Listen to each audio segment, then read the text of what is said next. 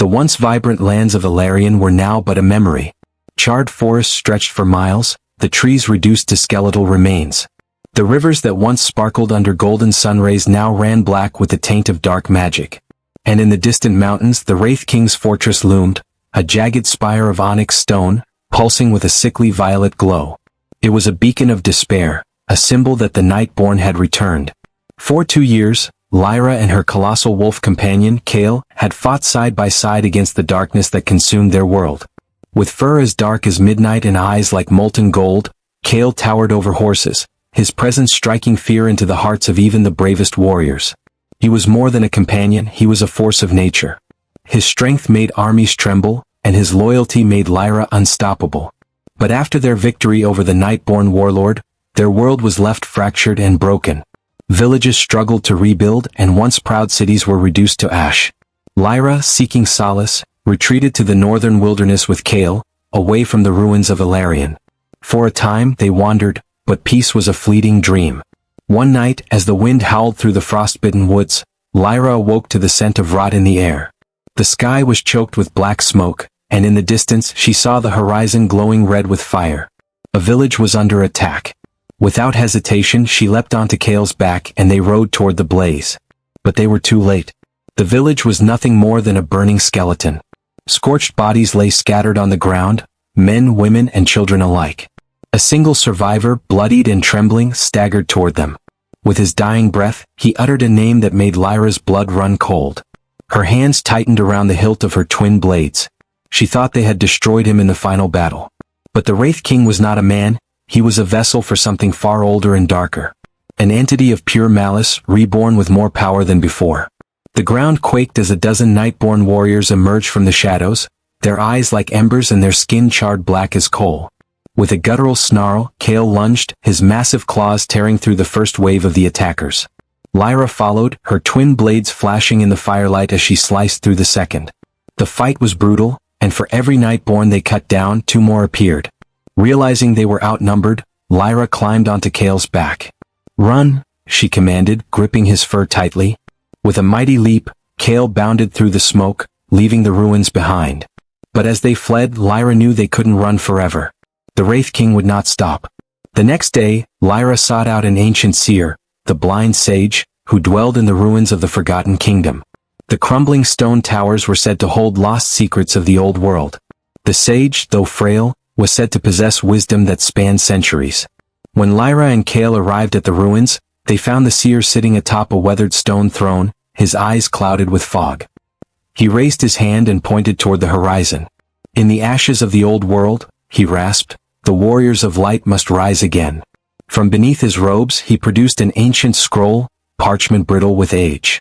On it was inscribed a prophecy of the Warriors of Rebirth, a fabled group of champions who once sealed the darkness away. The scroll claimed that their power could be awakened by those deemed worthy. With newfound resolve, Lyra and Kael set out to find the reincarnations of the lost warriors. The first was Ember, a pyromancer whose body burned with cursed flames. She lived in exile, her village having cast her out for the fires she could no longer control. When Lyra found her, Ember was surrounded by a circle of scorched earth, her eyes haunted with guilt. "I can't control it," she whispered, holding her hands away from her body. Her fingers were charred black. "Then let me help you aim it," Lyra replied, offering her hand.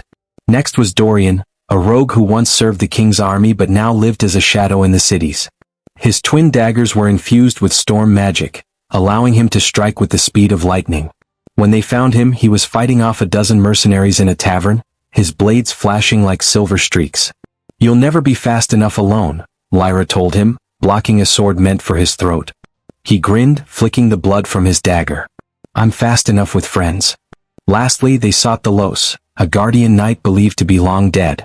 His sword, the Shatterfang, was said to be forged from starlight, capable of slicing through dimensions. Lyra and her companions found him imprisoned in a dungeon, weakened by iron shackles. But when she placed her hand over his, he squeezed it with a strength that could crush stone. "You came for me," he rasped. "We came for the world," she replied. With the warriors united, they rode toward the Wraith King's fortress beneath a blood-red sky. As they approached, the earth split apart, and the shadows came alive. Nightborn hordes poured from the ground, gnashing beasts with molten eyes and claws that tore through steel. Kael, now even larger and mightier, roared with enough force to shake the heavens. With fangs of silver fire, he tore through the dark masses, his claws leaving craters in the earth. Lyra, with her blades coated in emberlight, fought alongside him, cutting down shadows with inhuman speed. Dorian moved like a blur of silver, his twin blades slicing through the enemies in crackling arcs. Ember's flames roared higher, burning through entire legions with a sweep of her arms. Thalos, with Shatterfang in hand, cleaved through the darkness, creating rifts of light in the void itself. As they reached the fortress gates, the Wraith King emerged, cloaked in darkness, with eyes of void and hands that bled shadow. His voice was a symphony of despair. "You cannot kill the night," he sneered. But Lyra had become more than a hunter. She was now a warrior of legend. She called upon the bond she shared with Kael, fusing their strength, their souls intertwining. In that moment she no longer fought beside the wolf, she became the wolf. Kael's form shimmered, and Lyra's eyes turned gold as her own body grew massive, her hands transforming into colossal claws. She and Kael roared as one, the sound of their voices shaking the very mountains. With one final, earth-splitting strike they tore through the Wraith King, their combined power obliterating the darkness. The black fortress crumbled into dust, and the crimson sky turned golden once more. As the dawn broke, the lands of Elarion began to heal. The forests blossomed anew, the rivers ran clear, and the people, freed from darkness, stood in awe of the warriors who had saved them. But Lyra and Kael knew their battle was not over. With their bond now eternal, they vowed to remain guardians of the light, warriors reborn from the ashes. The Hunter and her colossal wolf too, Rebirth of the Warriors, is an epic tale of courage, sacrifice, and the unbreakable bond between a hunter and her legendary beast. A story where mortals become myths and myths become eternal.